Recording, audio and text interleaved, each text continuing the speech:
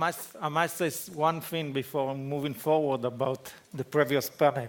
I heard the word doctor so many times during this panel, and here's a doctor standing in front of you. And this doctor, you're speaking a lot about electronic communication. I went to learn medicine because I enjoy direct communication between people. This is the reason why I went to learn medicine. And I'm in this business for long-term relationship, also with my wife, but also with the patient.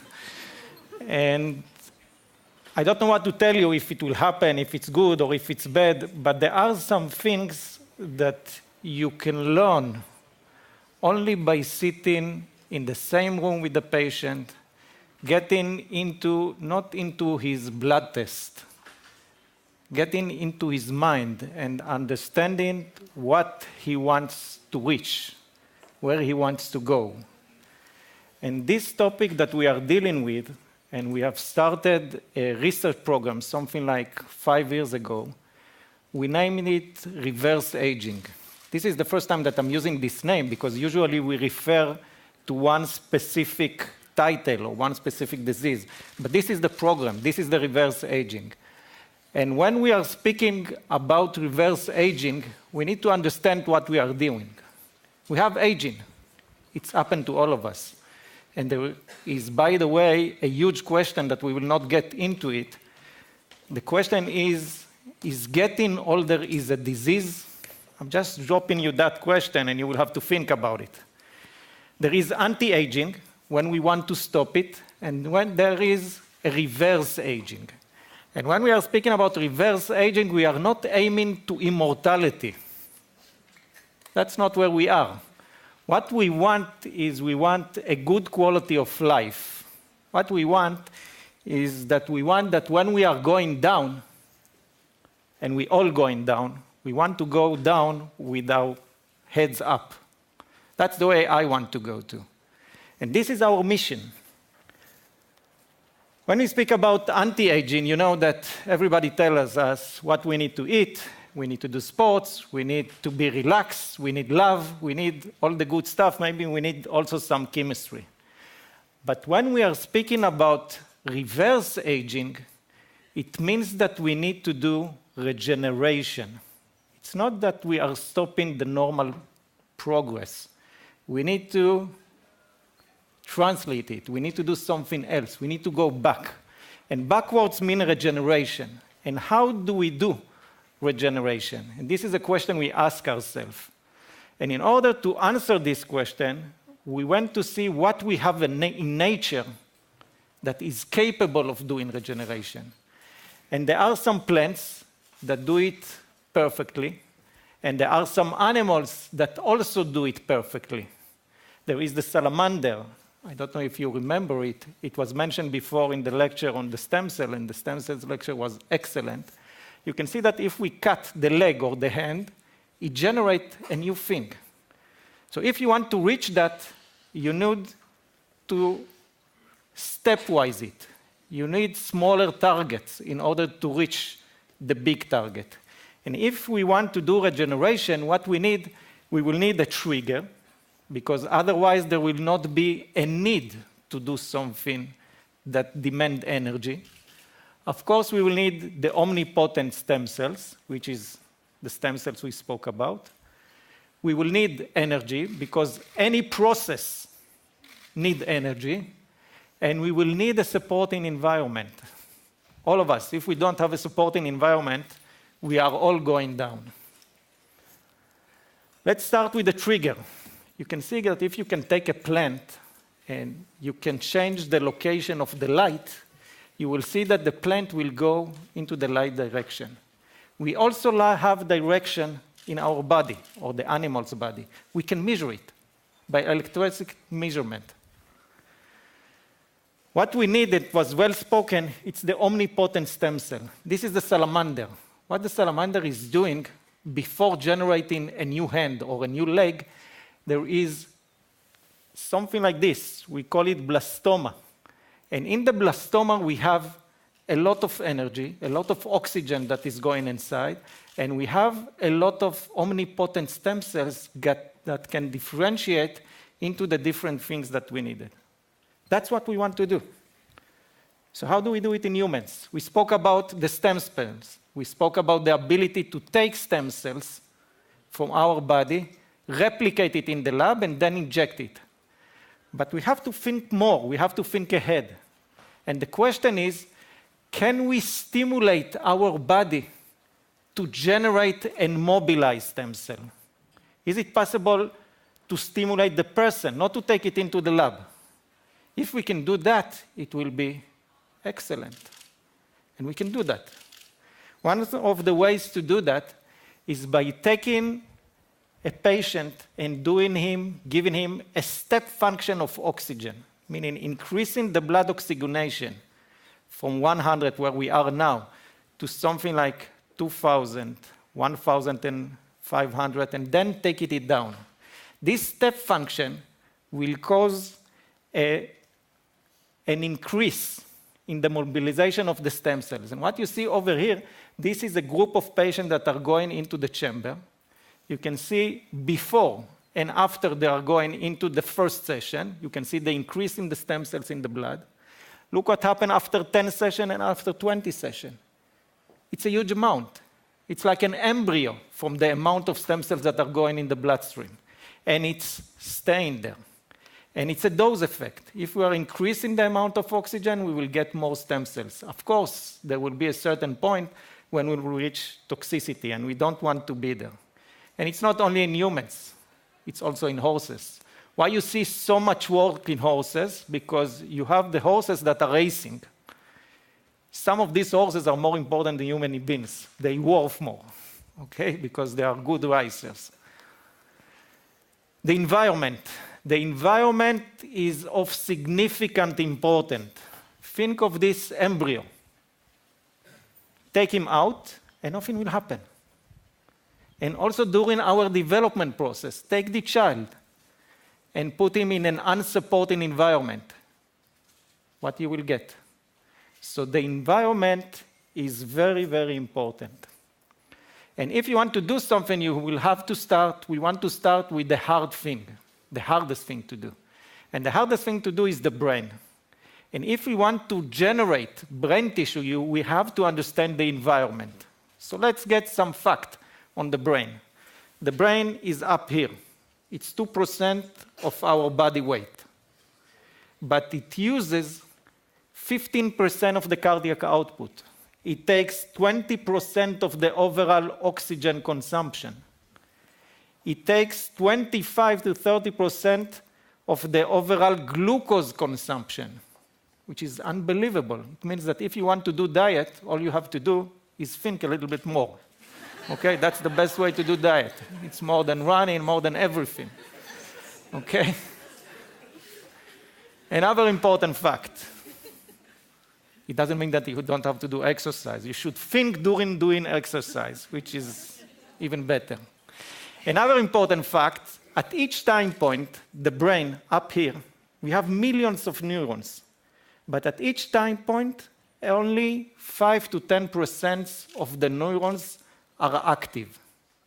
And you should always ask the question, the simple question, why? This is my small child asking me all the time, why? And then you give answer, and then there is another why.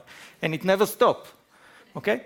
So why we are using only 5 to 10% of the brain? You know what the answer for that? We don't have oxygen for more. We have the blood vessels over here that are supplying oxygen to the brain. And what the brain is doing, at each time point, he's using everything.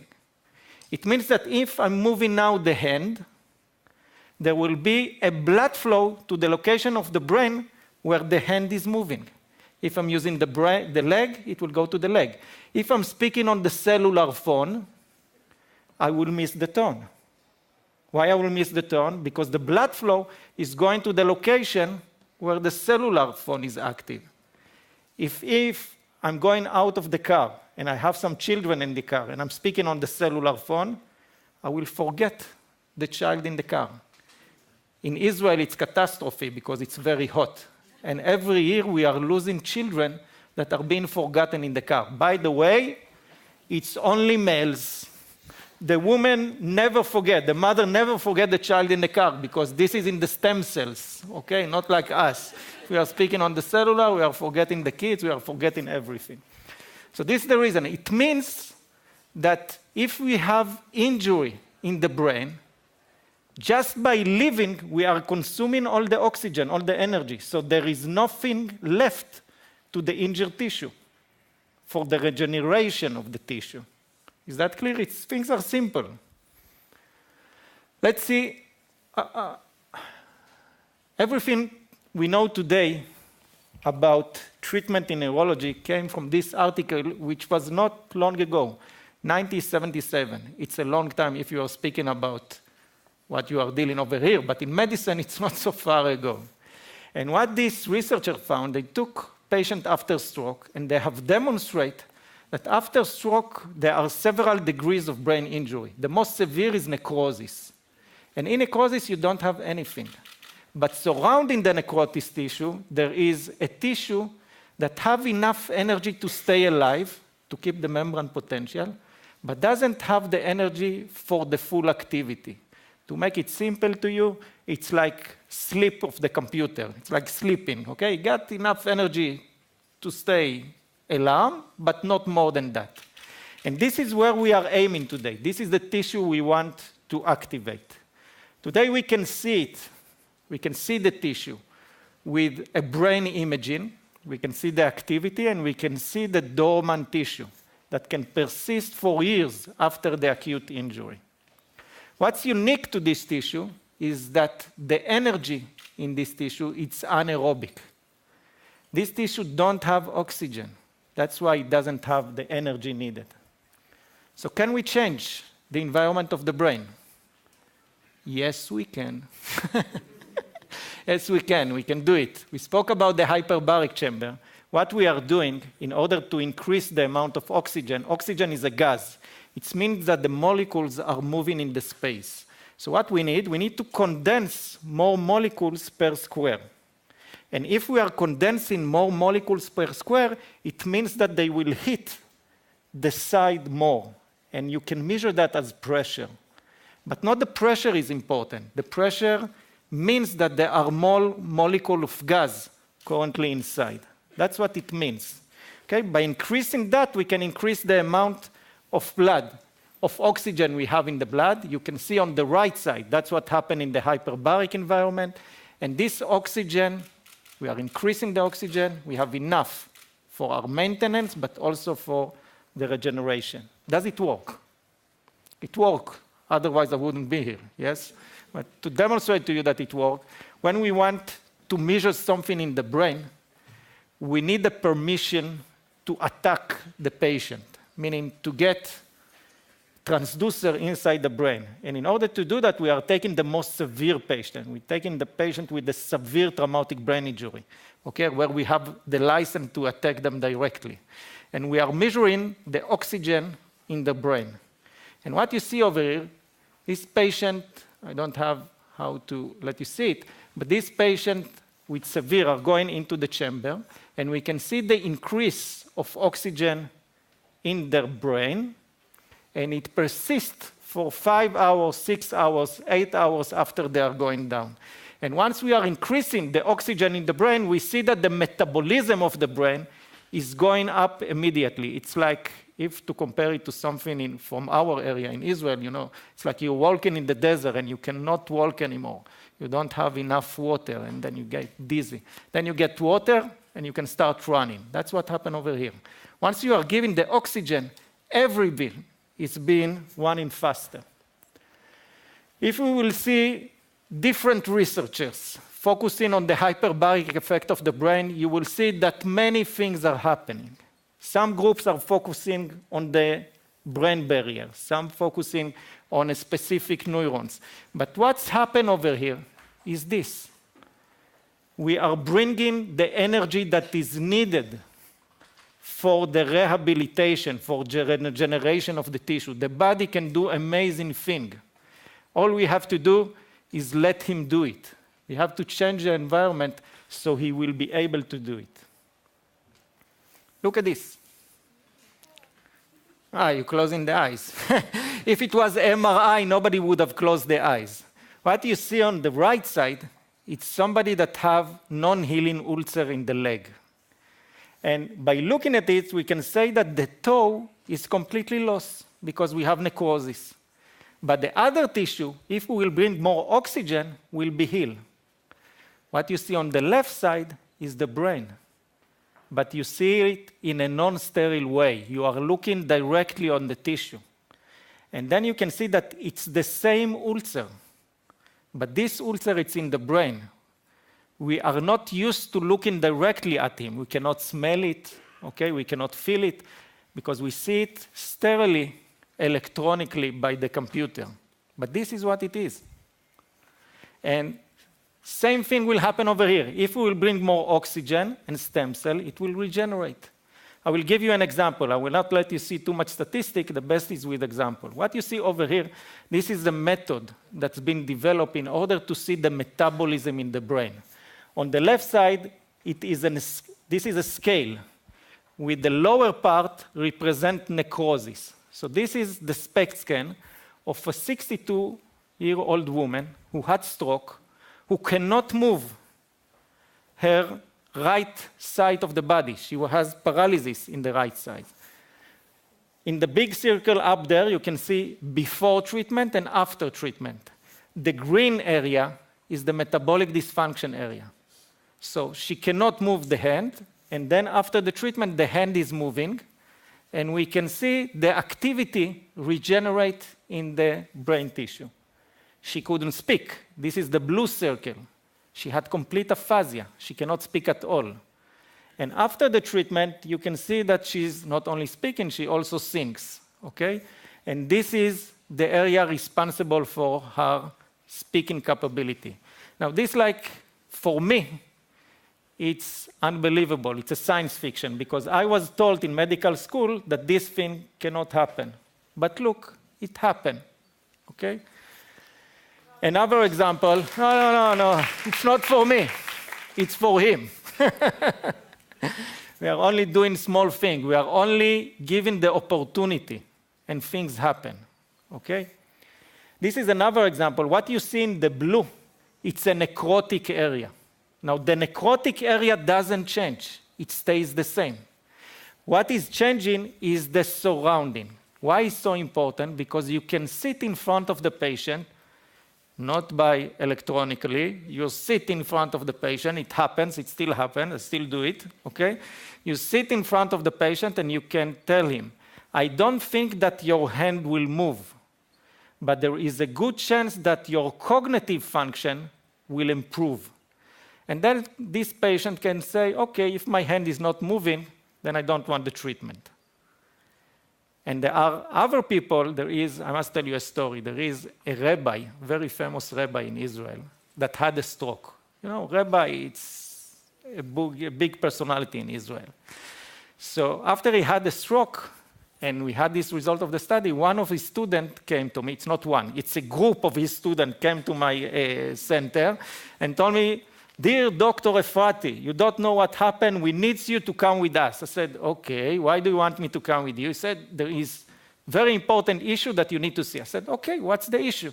We have somebody very important that is sick. I said, okay, bring him here. He said, no, I cannot bring him here. He's a rabbi. You know, the rabbi is like the son of God. So there is no chance that his brain is being injured and he cannot speak or read and things like that.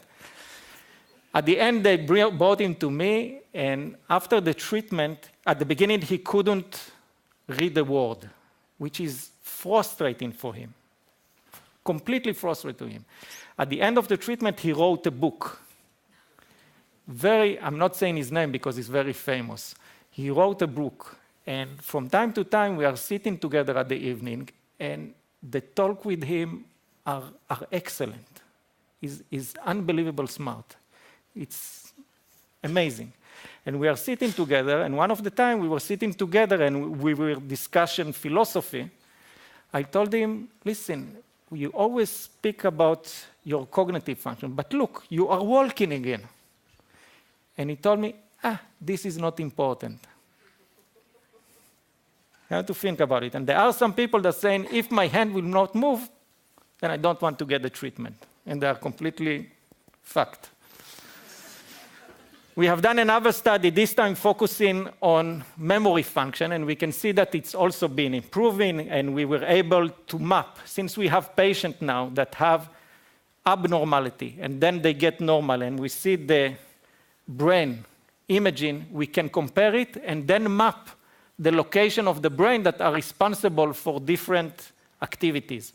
So we do it with that. We did it with traumatic brain injury. By the way, the mild traumatic brain injury are the most, I don't know how to tell it. Mild traumatic brain injury, it means that you had, for example, a car accident, and your brain was moved like this. Okay, it's called whiplash injury. What happened in the brain? We have a cortex and we have a medulla. It's a different density. And if the head is moving like this, it means that you will have different velocity between the cortex and the medulla. And you have blood vessels in between. In 30% of the patient, the blood vessels are being injured, and this patient will not recover. Okay, because they have, Michael Schumacher is severe traumatic brain injury. Okay, but mild traumatic brain injury meaning that they don't have any motor dysfunction after the injury. All they have is cognitive dysfunction. Why it's so frustrating? Because the normal MRI and the normal CT looks normal. The standard MRI and CT looks normal. The only way to see the injury is by metabolic evaluation. And why it's frustrating? I had a discussion last week with somebody here in Europe who is one of the leading insurance company, not the one that hosts us over here. Okay, he told me there is nothing like this, like post-concussion, which is this. All the patients that have it are lying to me. I told him, why do you say that? He said, I have a proof. I said, okay, give me the proof. He said, look, if you are looking at the Far East or the developing country, you don't have any post-concussion in this country. I said, yes. If all your work that you need to do is during the day is to take something from one place to the other, then that's okay. But if you need to work with your brain and your cognitive function are impaired, then you get out of work, out of society, out of everything. So this patient, we are losing them. And it's very important to see the metabolic imaging of the brain. And when we are looking at the metabolic imaging, look at this example. This is a 52-year-old woman that had mild TBI. What happened to her? She went out of the bus and fell down. She had brain injury. And because of this brain injury, she couldn't function on the daily routine. She was a lecturer in the university. She couldn't write. She couldn't eat. She couldn't do the laundry. She was lost. You can see her cognitive function before the treatment, and look what happened after the treatment. She went back to teaching in the university, working, and what you see over here is the change in the metabolic function. What happened to this woman is the same thing that happened here. The insurance company told her, you are bluffing us. You want to get the compensation. Okay, so this is a very important issue. We have done it in anoxic brain damage, but here we are not here to discuss this. Here we are discussing the aging brain. And what is the aging brain? Can you activate the video? This is an excellent work done in the US. What they have done, they have took people, healthy people, 75 years or older, and completely normal. None of them have the stroke, okay? And they did a weekly MRI to them. Okay, every week they done MRIs. Amazing, okay? Amazing. And look what happened. This is on a weekly basis. Whoops, this is a stroke. Disappear. Another stroke. Disappear. Stroke is an ischemic event, okay? It's blockage of the blood vessel. Look what happened over here. It's amazing. What we see over here, we see tiny strokes, tiny ischemic event that happen in the brain. The people, they are not patient. They're supposed to be healthy. They don't feel anything. The only thing that happened is that we see some of the changes that you see over here in a specific unique MRI. And what these people feel is that they feel a gradual decline in their cognitive function. That's it. They remember a little bit less, but it's not a cut point. They continue with their routine. This is the aging brain. And this is the things we need to reverse before we are getting into a point which we call complete dementia, that we cannot function in the daily routine. We should start with this. You can stop that, and we can move forward. So, can we do that? Can we reverse the aging brain? We must. And we can do that by generating new blood vessels, by angiogenesis. That's what we need to do. How can we induce angiogenesis? In order to induce angiogenesis, we will need energy, because we need to build up new blood vessels. Another thing that we will need stem cells, of course, and we will need the trigger. So let's do it. We know how to do it now. If we know how to stimulate the stem cells. We are doing the step function of the oxygen, and we are stimulating stem cells. So we know how to do it. We need a trigger, and this is very interesting. One of the triggers for inducing blood vessel is hypoxia. But what the body feels, it's not the absolute level. The body feels the changes. Okay? Everything is relative. We will say that we are good or bad compared to our environment. Okay? Think about it. 100 years ago, nobody had a car. The rich people, the wealthy people didn't have a car, but they felt very wealthy. And today, if somebody is not able to buy a car, I'm saying car because we spoke about cars today, he's feeling very poor. So everything is relative, also in our body. If we are taking a patient, increasing the oxygen, and then cutting it down very fast, what the body will feel, he will feel the hypoxia, even though it's not hypoxia because we went up. And he will secrete in the tissue. There will be a secretion of HIF, which stands for hypoxic inflammatory inducible factor. Hypoxic inducible factor, and here you are looking at the brain of mice and rats, but this is the brain of mice where the HIF is being induced even though we are increasing oxygen. And we can see, because we have the trigger, the HIF, because we have the oxygen, and because we have the stem cells, we see new blood vessels in the brain of a mice. But we are not mice. Okay? At least not the brain. The brain is a little bit different. I sometimes write a book, We Are Not Mice, and put a mice near in front of the man, and because all the research today is being done on mice and rats. What happened in human beings? Look over here. This is a perfusion MRI. We can see the blood flow of patients who had traumatic brain injury. The upper line represents what happened before treatment. They are 10 years after the injury. The middle line represents after the treatment, and the bottom line represents the data. Everything that is in red is 40% improvement, yellow 50% improvement, etc., etc. You can see that we have new blood perfusion, new blood vessels, and it means that we can induce angiogenesis in the human brain, which is amazing. Now let's go back to what we want. Can we reverse the mild cognitive impairment? What you see over here, I chose to bring that. This is a very important man in Israel. He's a 65-year-old guy. He's a CEO of a high-tech technology. I will not say his name because many of you will know him. He came to me and he told me, Shai, I need to meet you. I said, you need to meet me. Come, let's drink a coffee. He came and he told me, Shai, I'm not good. My cognitive function are not good. I said, what? Your cognitive function not good? Look what you are doing all the day. It's amazing. He said, no. I'm not good.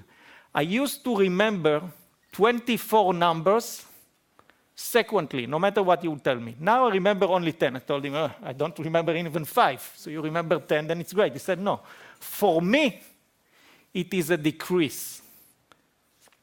Told him, okay, let's do metabolism, brain imaging of the metabolism of your brain. And we did it. And the upper line, you see it. And since it was abnormal, we gave him the treatment. This is after the treatment below. And again, what you see in the bottom line is the change. The black area are the ones that are stay the same. The yellow are up to 10% improvement. red, 20% improvement, and white, 30% improvement.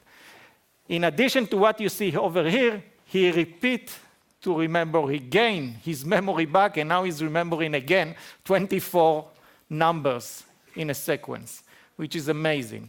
So everything is relative. For him, it was the starting of the decrease.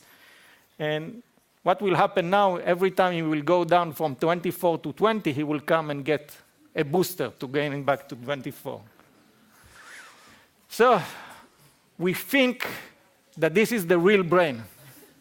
But in males, this is the small brain. The big brain lies down here. Okay? This is the real brain of the males. And erectile dysfunction, it's something that is also related to blood perfusion, okay? To oxygen supplement. If we want to get erectile, it means that we have a good blood flow. If we don't have good blood flow, it will go down, okay? Or at least will not be as hard as needed. So this is a major problem when it happens to you.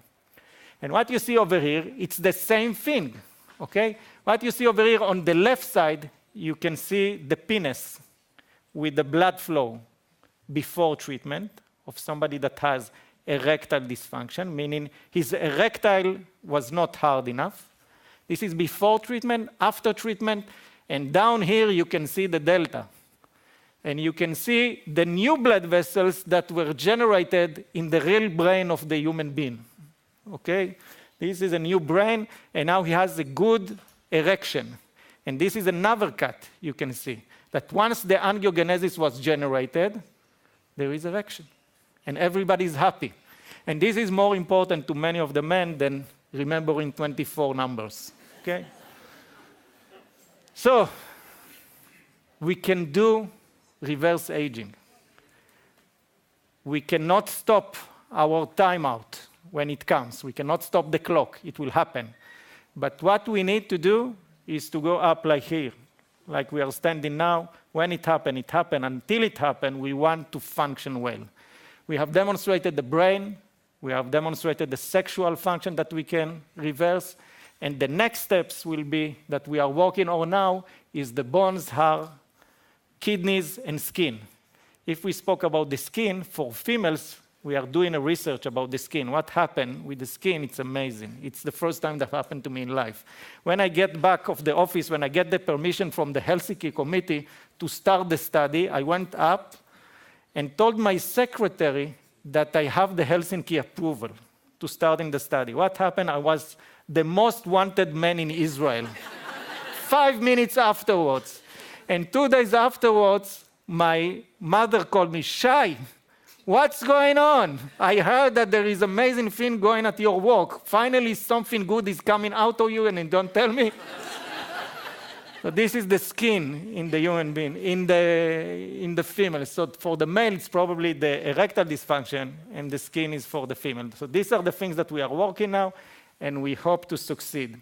I'm standing in front of you, but currently there is quite a large multivariant group that's working on this project. I believe in working together, people that are coming from different disciplines, that coming from physics, math, philosophy.